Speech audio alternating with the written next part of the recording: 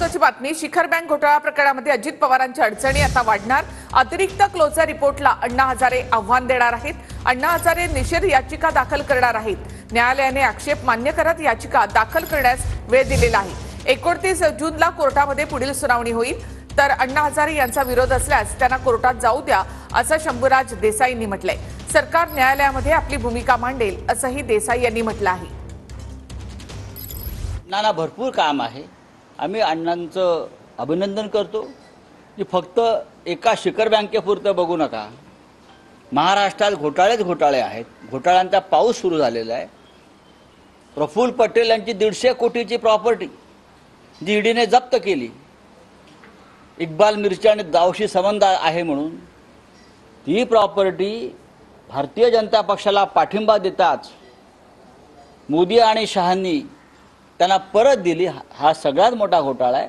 अण्णा हजारे यांनी रामलीला मैदानावर जाऊन त्या संदर्भात आवाज उठवायला पाहिजे। आम्ही सगळे त्यांच्याबरोबर उपोषणाला बसायला तयार आहोत।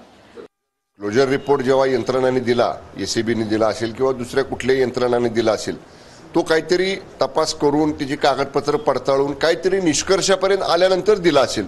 समजा त्याच्यावरती कुणाचं समाधान झालं नाही मान्य अण्णा हजारे साहेबांचं, आणि ते तुम्ही म्हणताय तसं जर काही चॅलेंज करणार असतील किंवा ते त्याला हे घेणार असतील, कोर्टामध्ये दाद मागणार असतील, तर सरकारची भूमिका, सरकारकडे जी कागदपत्र आहेत, सरकारकडे जी अहवाल आहेत, त्याप्रमाणे सरकार आपली सरकारची भूमिका न्यायालयासमोर मांडेल। मला वाटतं हा अजितदादांना साईडलाईन करण्याचा कट आहे। त्यांनी पूर्वीपासून भाजपचे कार्यकर्ते म्हणूनच काम केलंय आणि माझं तर पहिल्यापासूनच हे म्हणणं आहे ते भाजपचे कार्यकर्ते म्हणूनच काम करतात।